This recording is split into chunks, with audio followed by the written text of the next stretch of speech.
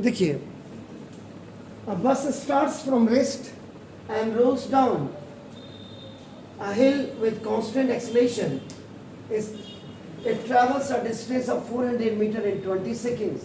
Find its acceleration and force acting on it होना चाहिए, on it if its mass is, और अगर इस बस का मास 7 मीट्रिक टन है तो। अब आपको मैं यहां से, मैंने आज बीच में मैंने एक दिन बताया था, 1-2 दिन आपको खाली सिंगल आपका न्यूमेरिकल बताए थे। अब देखो न्यूमेरिकल्स, फिर वापस आप आ जाइए फिजिक्स में। जब भी आप न्यूमेरिकल्स कर रहे हैं, अब आप देखो फोर्स चैप्टर आप पढ़ रहे हैं, आपका देखो ना, फोर्स चैप्टर में आपका न्यूमेरिकल आप कर रहे हैं। तो सबसे पहले फोर्स चैप्टर में आपके पास क्या क्या चीजें हैं? आपका Newton first law of motion था कि if a object is in rest it will be remain in rest while you will not apply the external force. Same आपका if it will be in motion then it will be remains in motion while you will not apply the external force. External force influence inertia friction. कल मैंने बात की थी, आपके friction आपके chapter से हटा दिया आप कह रहे थे, जबकि नहीं हटना चाहिए। कौन इस सीबीएसई को डिजाइन कर रहा है, ये तो भगवान ही मानेगा। 12 न्यूटन्स के, उसके बाद आपका सेकेंड लॉ ऑफ मोशन, और इसमें आपका F = m × a आपने पढ़ा था। इसके बाद फिर आपने पढ़ा था आपका नाम मोमेंटम। देखिए मतलब सारी दिमाग में आपके होना चाहिए। मोमेंटम में आपने P = m × v पढ़ा था आपका नाम। इसके बाद आपने फिर Newton's third law of motion आपने पढ़ा था, एंड इस थर्ड लॉ ऑफ मोशन में आपका रिएक्शन और एक्शन एंड रिएक्शन आपने पढ़ा था। ए एंड आर का मतलब एक्शन एंड रिएक्शन आपने। इतना पढ़ने के साथ ही साथ आपने इनकी एप्लीकेशंस पे आपने पढ़ी थी। देखो एप्लीकेशंस पढ़ी थी। एप्लीकेशन में अगर आपको याद होगा, हाउ डू वी वॉक आपने कहा था, अगर आप जरा देखिएगा इसमें थर्ड लॉ के बाद आपने देखो, उसके बाद आपने क्या कहा था, वाई द गन रिकॉइल्स आपने लिखा था। स्विमर्स का आपका केस आपने दिया था, केस ऑफ जेट एरोप्लेन्स का आपने दिया था, रॉकेट्स आपने दिया था, और आपका उसके बाद आपने case of horse ruling cart आपने दिया हुआ था। और उसके बाद लास्ट में आपने कहा था कि when one body influences another body by applying force we say that the first body is interacting with the second body. और साथ ही साथ हमने कहा था कि कभी कभी दो बॉडी एक दूसरे से बहुत दूर होते हैं, means they are not interacting to each other. In that case now action and reaction also works, also acts. उसके बाद फिर मैंने ये पढ़ाने के बाद आपका नाम law of conservation of momentum आपको पढ़ाया था। Law of conservation of momentum, उसमें total momentum before collision equal to total momentum after आपने कोलिजन आपने पढ़ा था, जिसमें आपको याद होगा m1 u1 plus m2 u2 इससे बढ़ आपका m1 v1 और प्लस आपने m2 v2 आपने ये प्रूव किया था। इसके बाद फिर आपने इसमें भी आपने इसकी एप्लीकेशंस पढ़ी थी, एप्लीकेशंस पढ़ी थी। 2 एप्लीकेशन अगर आपको याद होगी तो उसमें से आपको मैंने रॉकेट का बताया था, जेट एयरवेज का, हमने जेट एयरलाइंस का या आपका जेट एरोप्लेन का मैंने आपको खाली एक्सप्लेन कर दिया था, और रिकॉइल ऑफ गन्स का फिर मैंने आपको लिखाया था कि जिसमें आपने अगर याद होगा कि moment of bullet is equal to momentum of gun, momentum of bullet. Momentum of में आपका वेलोसिटी और मॉस बुलेट की आती है, और मोमेंटम ऑफ गन में मॉस और रिकॉइल वेलोसिटी आपकी गन की आती है। उसके बाद जबकि पढ़ाना कायदे से आज फ्रिक्शन चाहिए था, आपने फ्रिक्शन को मना कर दिया, जबकि फ्रिक्शन इतना इंपॉर्टेंट, अगर आप फोर्स पढ़ रहे हैं तो फ्रिक्शन पढ़ना बहुत कंपलसरी मेरे हिसाब से होना चाहिए। तभी मैंने बोला कौन ऊपर बैठ करके इनको डिजाइन कर रहा है, क्योंकि आपके माँ बाप बोलने वाले नहीं, एजुकेशन मिनिस्टर अंगूठा छाप, तो फिर ये एजुकेशन सिस्टम ऐसे ही बर्बाद रहेगा। इनमें आपको स्टैटिक फ्रिक्शन आपने पढ़ना था, डायनेमिक फ्रिक्शन आपने पढ़ना था, रोलिंग फ्रिक्शंस आपने पढ़ना था, फिर friction exerted by liquids gases में आपने पढ़ना था। उसके बाद वेयर फ्रिक्शन इज यूजफुल, अब आप लिख रहे हैं, आप चल रहे हैं तो भी आपका ना फ्रिक्शन की जरूरत होती है, बिना फ्रिक्शन के आप लिख भी नहीं सकते।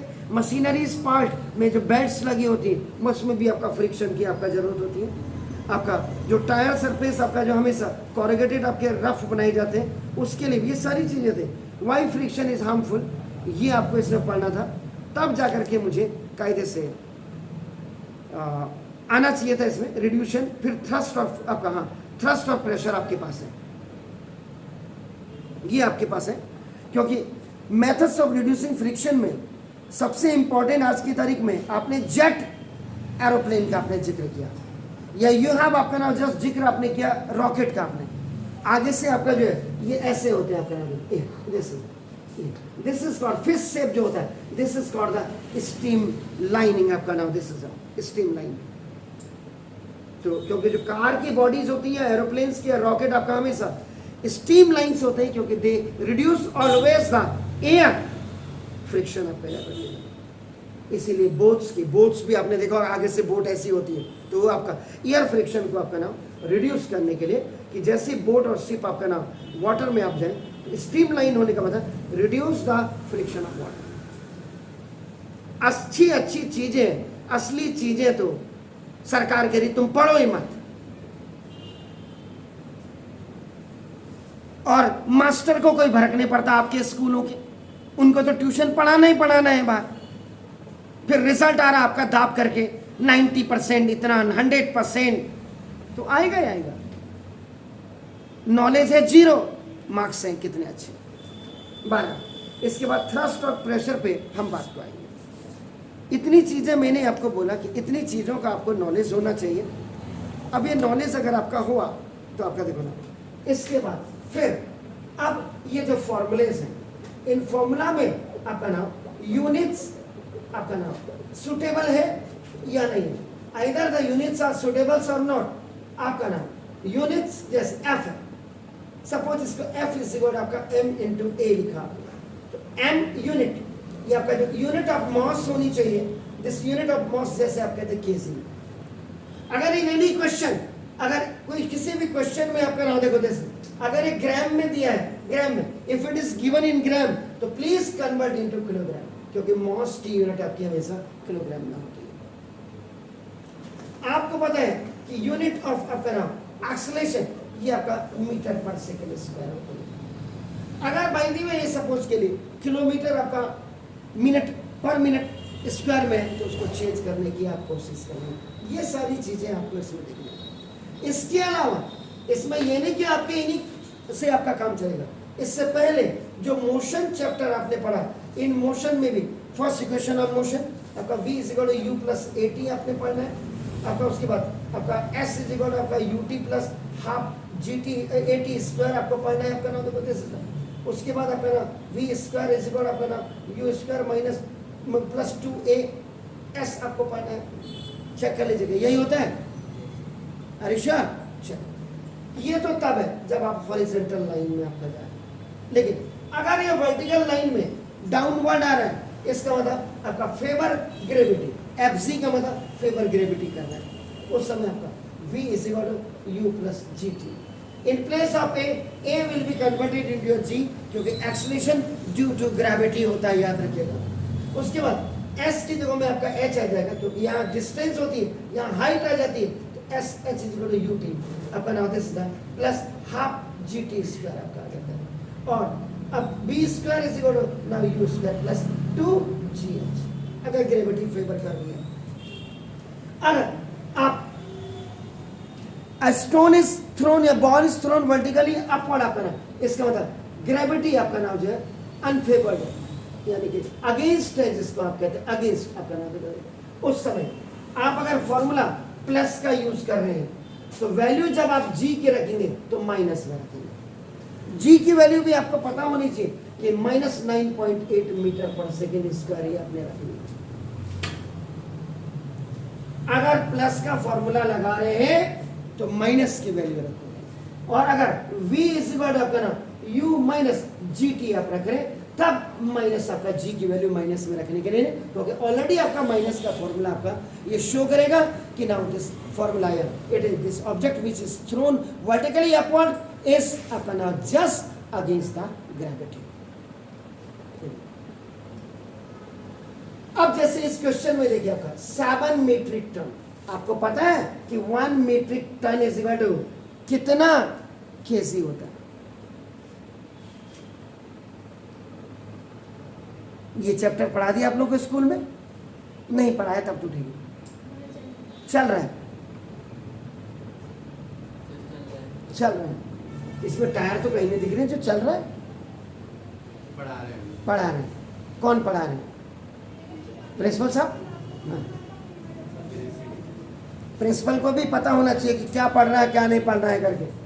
तो 1 metric ton is equal to आपका नाम देखो 1000 केजी होता है।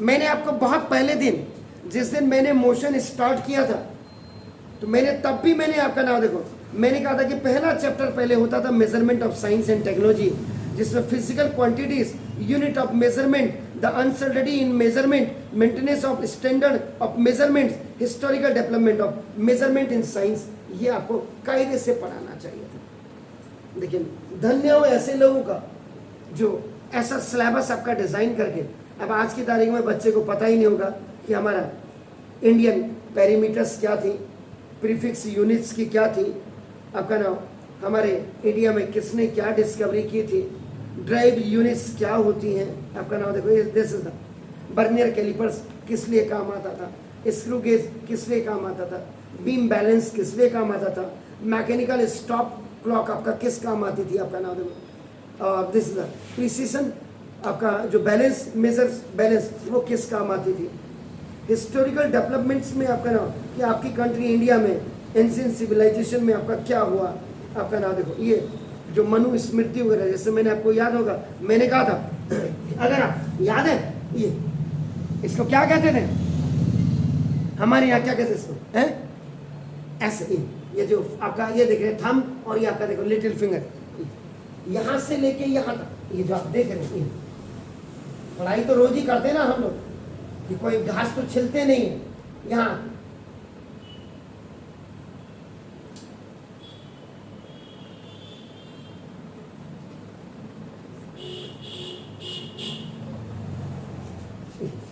जो यहाँ से लेकर के यहाँ तक आपकी ये जो डिस्टेंस होती है, दिस इज ये आपका ये डिस्टेंस, इसको क्या कहते हैं, एक ब्लास्ट, एक ब्लास्ट, दिस इज द, वैसे इसको क्या कहते हैं, this is called the out stressed palm. तो ये जो थंब का टो है यहां से, और ये जो आपका ये मिनी वाली है जिसको आप क्या कहते हैं, लिटिल फिंगर, यहां तक, यहां से यहां तक की डिस्टेंस कितनी होती है, 19 सेंटीमीटर। ये देखिए आप, ये है जो ये यहां से लेकर के आपका देखो यहां,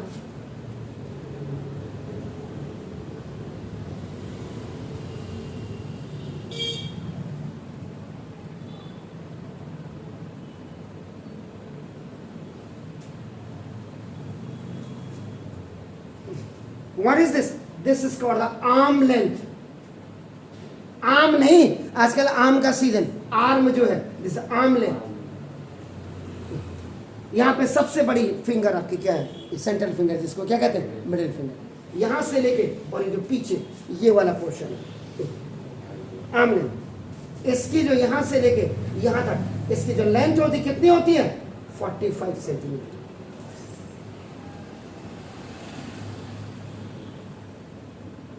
आपका जो पांव होता, पांव ये ऐसे करके जो आपका नाम देश ये आता है,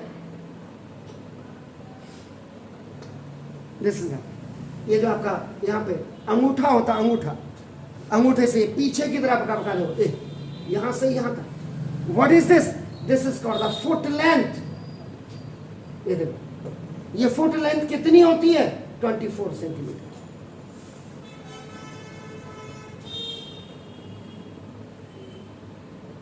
ये तो आपको पता ही है कि 1 फुट इज इक्वल टू आपका ना 1 फुट इज इक्वल टू आपका 12 इंचेस इधर, ये सबको पता है।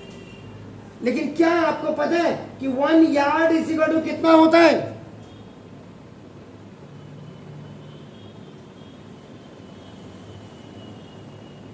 3 फीट। 3 feet yard feet. ये हमारी कंट्री में इंट्रोड्यूस किया गया 1956 में। It was introduce in our country. अगर आप इंच फुट और यार्ड की बात करें आपका नाम, ये ब्रिटिश रूलर के जमाने की बात थी, जब हम इंडिया में, हमारे यहाँ ब्रिटिश पीरियड था आपका नाम। Unit yard is equal to, अगर यूनिट यार्ड यानी कि 1 यार्ड इज इक्वल टू जो आपने 3 फीट किया, इसका मतलब that is 0.91 metre of today. आज की तारीख में अगर कोई कहेगा आपको नाम कि कितना 1 यार्ड इज इक्वल टू कितना होता है, तो आप कहेंगे 0.91 आपका नाम है। Unit of mass in India till the time of introducing the metric system, जो 1956 में आपका नाम, उसके बाद हमारे यहां क्या आया? रति,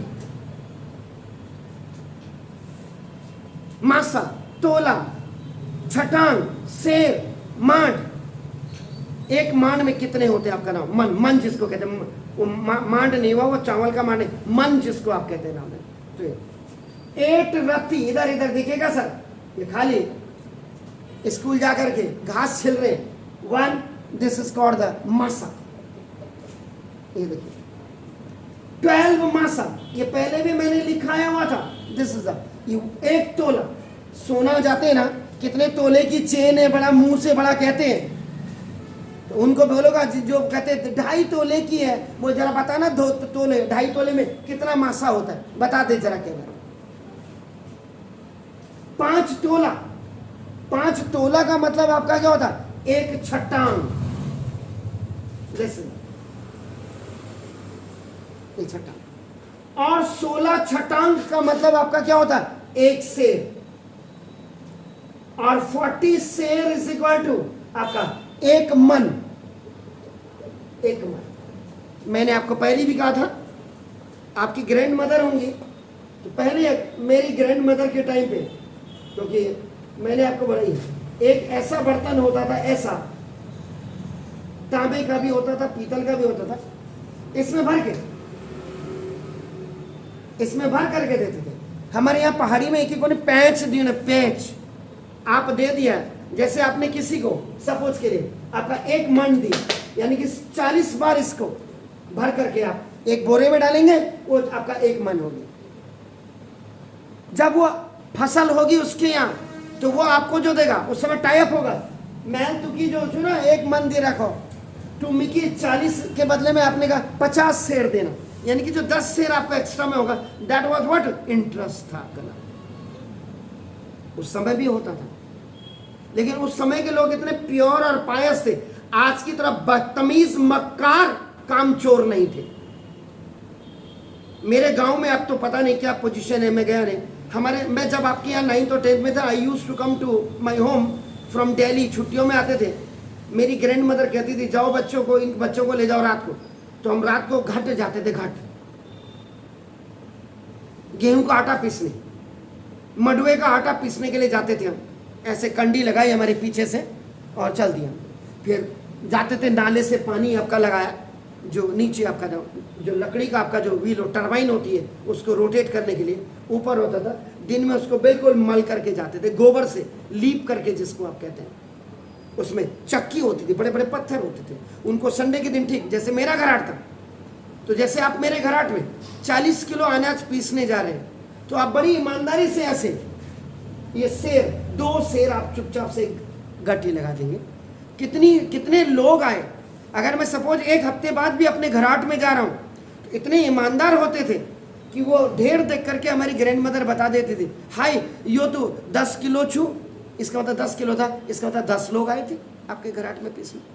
वो तो पैसा नहीं देते थे उस समय आपका ऐसे इंटरेस्ट ऐसे पे किया जाता। 12 मेरा कहने का मतलब, ये हमारे बच्चे को अगर आज की तारीख में आपको आउट स्ट्रेच पाम की अगर आपका लेंथ आपको पता नहीं है, आपकी है, इसको this is the arm length की, आपको फुट लेंथ की, तो फिर हम क्या पढ़ा रहे हैं? कोर्स में नहीं है। कोर्स में है क्या ये बताओ ना पहले आप। तो ये मैं मेजरमेंट्स के कि ये सारी चीजें, अब ये सवाल कर रहे, देखो ये सारे दिमाग में हमारे, हालांकि ये नहीं, लेकिन पता तो होना ही चाहिए यार। कई बार लोग हमें पूछते हैं, पहले जो कपड़े की नाप लेते थे ऐसे ही लेते थे, एक ब्लास्ट, ये 4 अंगुल, ये 2 अंगुल, 1 अंगुल, ऐसे करके लेते थे। और वो मास्टर आज की तरह नहीं लिखता था पर्ची में, आज तो दिखावा ज्यादा हो गया। किसी बड़े टेलर के पास जा रहे, उन्हें नाप लिया, यूं करके फीता गले में लटका रखा साले ने, जैसे कि वीआईपी यही होगा। उसके बाद अभी आसान में पैसे भी देने, तो मैंने टाइम नहीं, आजकल बहुत काम है, आप देखिए सीजन चल रहा है। उस समय मेरे हिसाब से हमारे यहाँ घर में टेलर आपका जो एक हफ्ते में कपड़े सिलते थे, सुबह 7 बजे से और रात के 7 बजे तक बैठे रहते थे, क्योंकि साल में 2 ही बार कपड़े बनते थे। आज तो जब चले जाओ, मॉल में चले जाओ, जहाँ आटा भी लिया, एक पैंट भी लिया ना। तो पढ़ाई का क्या हो गया देखिए आपका ना, कितने गर्त में चली गई है। ये मजा तो आ रहा होगा बच्चों की परसेंटेज देख करके माँ बाप को। हाँ, कल के दिन जब 90 से 100 ला करके नौकरी नहीं मिल रही है, तब तो खर फूट जाओ, तो स्कूलों रन करो, तुम्हार नाश है जो, ऐसा कहेंगे तब माँ बाप आपके। अभी जब कह रहे तब नहीं कह रहे स्कूल वालों को कि भाई ये परसेंटेज इतनी दबा करके कैसे आ रही है। बच्चा तो मेरा ये बिल्कुल निकम्मा नालायक था, लेकिन परसेंटेज तो इसकी बड़ी अच्छी आ रही। अब आ जाइए, देखो इसमें इतना हमने पूरा डिस्कस किया। अब आपका देखो ना सॉल्यूशन में, आपका सॉल्यूशन में सबसे पहले देखिए, अ बस स्टार्ट्स फ्रॉम रेस्ट। ये इसको कोट कर दीजिएगा आपका नाम, देखो ये देखिए, बस इट स्टार्ट्स फ्रॉम रेस्ट। इसका मतलब जानते हैं क्या है? एग्जैक्टली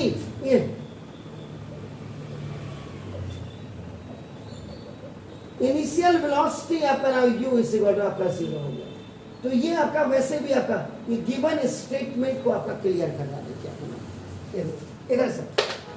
उसके बाद गिवन में ये तो आपका हो गया। अब आपका ये दूसरा, ये तो आपका मिल गया डिस्टेंस ट्रैवल। ये डिस्टेंस ट्रैवल क्या होता है? s, ये 0 मीटर पर सेकेंड भी लिख दीजिएगा इसकी unit. s is equal to 400 metre. ये किलोमीटर में होगा तो मीटर में आप चेंज करेंगे, और सेंटीमीटर में होगा तो भी मीटर में आप चेंज करेंगे। ये यहां बिल्कुल परफेक्ट है आपका। उसके बाद क्या करें? t, this is the time, time t is equal to आपका नाउ बिकॉज़ इज 20 सेकंड। अगर मिनट में और आपका आवर में होता तो आप इसको चेंज करते हैं, otherwise it's very much online. और एक चीज आपको और दी है कि ना, दिस द मास ऑफ जो बस है, mass of bus is equal 7 metric ton MT. और इस 7 मीट्रिक टन का मतलब आपका ना 1 metric ton is equal to आपका नाउ दिस द 1000 केजी हो गया। तो 7 मीट्रिक टन का मतलब 7000 आपका केजी में। आपने यही इसको मैंने क्या बोला, यूनिट क्या सुटेबल यूनिट, मास की यूनिट आपका केजी में है, जबकि बस का आपका केजी में नहीं, उसने मीट्रिक टन में आपका दे दिया। क्लियर है सर? कोई दिक्कत है बताइए? ये गिवन है। इसके बाद आपका देखो, this is the to find out. आपको देखो एक तो आपको ना फर्स्ट आपको you have to find out the acceleration a, आपको फाइंड आउट करना है। And on behalf of after finding this acceleration you have to find out the force, and force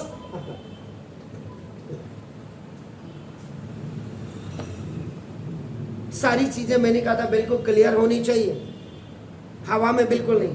अब इसके बाद ए आपका हो गया गिवन, देखिए नाउ बी आपका टू फाइंड आउट हो गया, and now see is equal, आपको देखो नाउ रिक्वायर्ड फॉर रिक्वायर्ड फॉर्मूले में आपका देखो ना, ये देखिए सबसे पहले I have to find out the acceleration, so which formula is suitable for that, क्योंकि उसमें आपका देखो एक्सेलेरेशन फाइंड आउट करने के लिए आपके पास u0 है आपका देखो ना, एस इज इक्वल आपका देखो 400 मीटर आपके पास है आपका ना देखो, और टाइम इज इक्वल आपका देखो ना 20 सेकेंड है। तो ये जो सारा u s t और a जिसमें फाइंड आउट करना, ये आपको कौन से फॉर्मूले में आपको मिलेगा, तो आपका क्या हो गया, तो ना देखो ये सेकेंड इक्वेशन ऑफ मोशन, क्योंकि बस है, बस स्ट्रेट लाइन में आपका चल रही है, आपका हॉरिजॉन्टल लाइन में आपका चल रही है, तो आपका इसमें जिसमें u भी आपका आ गया, t भी आपका आ गया, s भी आपका आ गया, a आपको फाइंड आउट करना है। तो देखो second equation of motion s is equal to ut plus half at square, क्योंकि बस जो है आपका नाम देखो दिस इज द, ये आपकी रोड में ही चल रही है, रोड का मतलब हॉरिजॉन्टल लाइन में आपका चल रहा है, क्लियर है सर।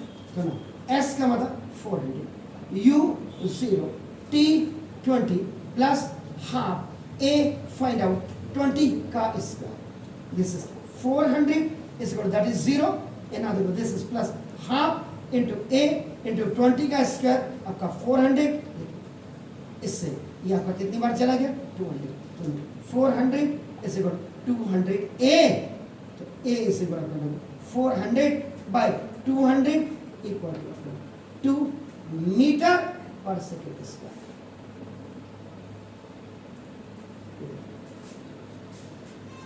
एक्सेलरेशन आपका आ गया, ये देखिए।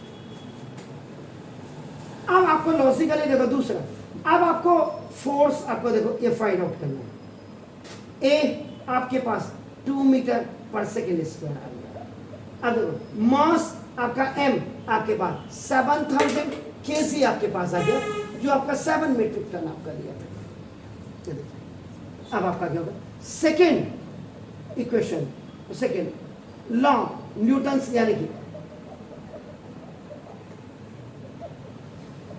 सेकेंड लॉ ऑफ मोशन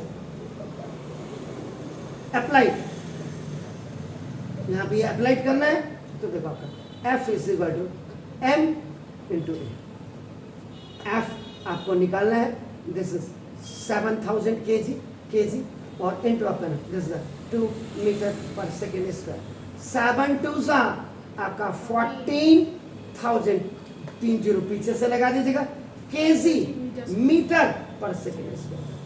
अब वैसे तो आपका ये बिल्कुल 101% क्लियर है, लेकिन अगर आपने इसको 14,000 आपका न्यूटन लिख दिया तो ये सोने पे सुहागा हो जाएगा, क्योंकि kilogram metre per second square का मतलब है न्यूटन, क्योंकि it was discovered by Newton. अगर ये उस समय जोशी जी ने किया होता तो यहाँ पे आपका आ जाता है F इज इक्वल टू आपका नाम 14,000 जोशी।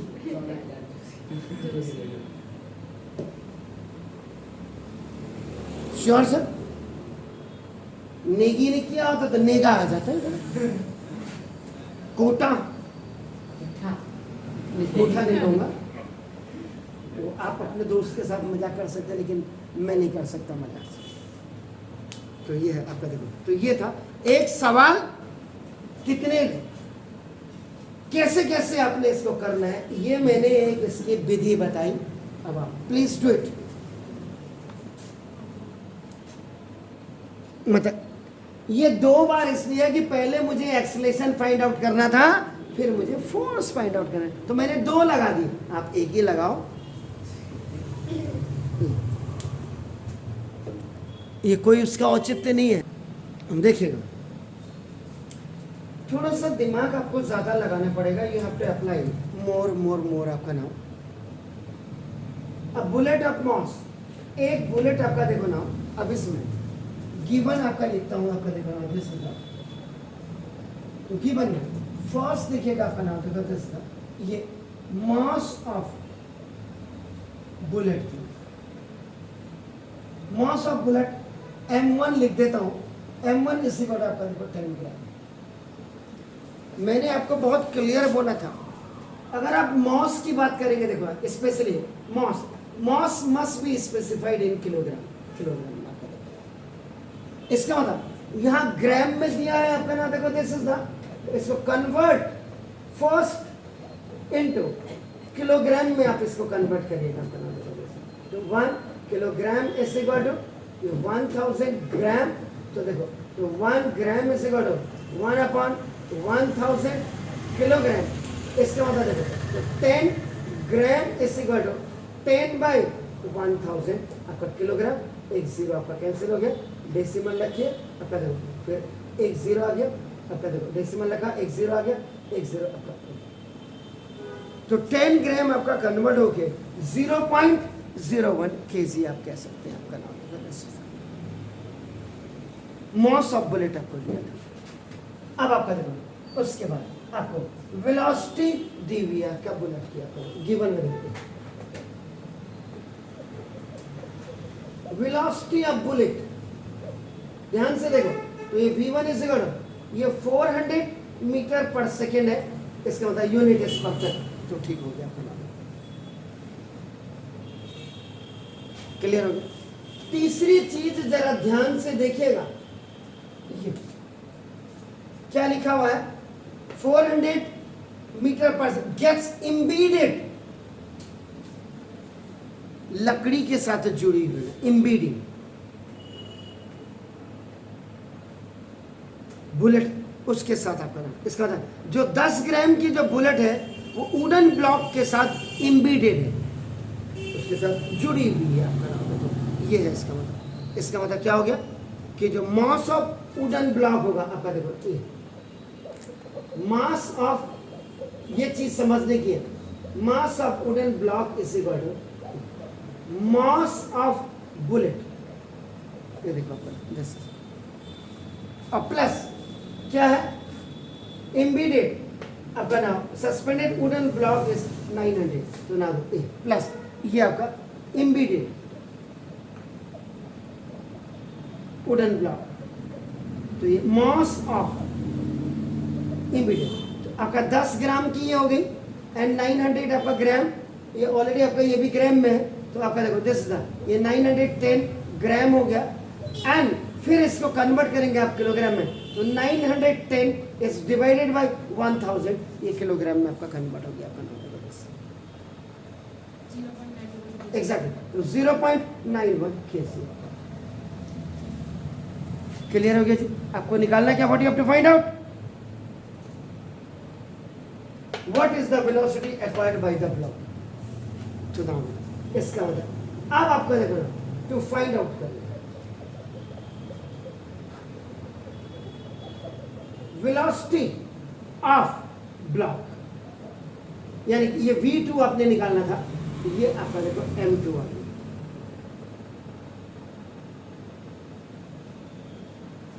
अब फाइंड आउट होगा, ए पोजीशन आपकी देखो बिल्कुल क्लियर है, दिस बी पोजीशन में मुझको ये निकालना है, वेलोसिटी v2 आपका देखो निकालना है। अब आपका आ जाइए देखना, रिक्वायर्ड फॉर्मूला यूज्ड, बुलेट वाले सवाल है, एक्शन और रिएक्शन होगा, उसमें आपका मोमेंटम आपका है, जो आपका याद करेंगे आप देखो ना आपका, तो इसका मतलब अब इसमें according to law of conservation of movement, ये निकालना है, इसमें क्या निकालना है, इसका तो पहले मोमेंटम ऑफ बुलेट,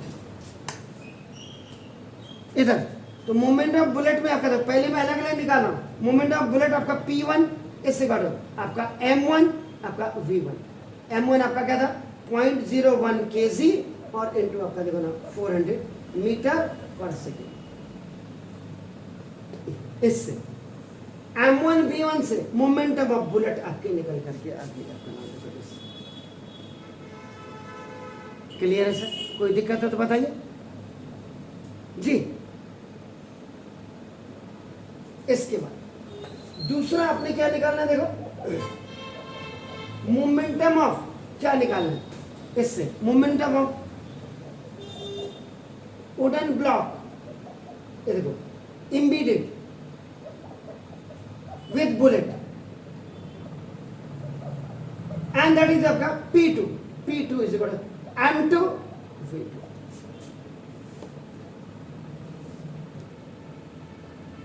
अब देखिए, घड़ी मत देखिए। अब law of conservation of mass में ये आपने अलग निकाला, ये अब थर्ड में आ जाए। देखो, अकॉर्डिंग टू दिस लॉ, अब असली में आपका देखो ना, law of conservation of momentum, ये आप यूज कर रहे हैं। आपका इसका मतलब momentum of bullet equal to momentum of wooden block embedded with bullet, यानी कि P1 is equal to P2. Now what is the value of P1? आपका देखो ना, P1 की वैल्यू क्या है, कायदे से देखो, M1 V1 is equal to P2 की वैल्यू क्या है, M2 V2। P1 को आपका कैलकुलेट आपके करके क्या आएगा आपके ना, देखो 0.01 into 400 is equal to M2 में आपका क्या था 0.91 और into V2 0. Then you have to find out V2, तो V2 0.01 इंटू 400 ओवर 0.91 आपका देखो, ये बाई क्रॉस मल्टीप्लीकेशन आपका ना। मैथमेटिक्स जिसकी परफेक्ट होगी ना, फिजिक्स उसकी ऑटोमेटिकली, न्यूमेरिकल उसकी आपका बिल्कुल क्लियर हो। डेसिमल की बात देखो आपका ना, दो प्लेसेस 2 प्लेसेस है, तो आपका देखो 1 इंटू आपका देखो दिस इज द 400 ओवर ये 91, डेसिमल के बाद दो प्लेसेस, तो V2 इज इक्वल आपका देखो 400 ओवर 9 4 1 जा 4 4 9 जा, तो ना V2 इज इक्वल आपका 4 1 जा 4 एंड 4 9 जा 36 आपका हो गया, तो ठीक है 364, तो 4.4 मीटर पर सेकेंड आपका ना। तो जो आपका ना था velocity acquired by the block V2 is equal to 4.4 metre per second. Unit को लिखना, don't forget to write the unit, याद रखिएगा लास्ट में इसके कास्ट, इसकी सरनेम जरूर लिखिएगा, इसको आप यूनिट करें। Is it clear? Please do it. पूछेंगे कुछ? पार्डन? V1 की value, V1 velocity of bullet. Is it clear जी? कुछ पूछेंगे सर? श्योर है? देख लीजिए क्या क्या दिया हुआ, what is given, what you have to find out, which formula is required, what are the units. आपका ये जरूर, जैसे इन दिस क्वेश्चन बुलेट कितनी होती, कितनी इतनी सी छोटी बुलेट होगी, इतनी छोटी, 10 ग्राम इसका वजन है। मॉस इज आपका ना ऑलवेज आपका ना calculated in kilogram, so that's why that gram was converted into kilogram, क्योंकि 1 kilogram is equal to 1000 gram, so 1 gram is equal to 1/1000 kilogram, so 10 gram is equal to 10/1000, जो आपने कहा था 0.01 0.01 kg।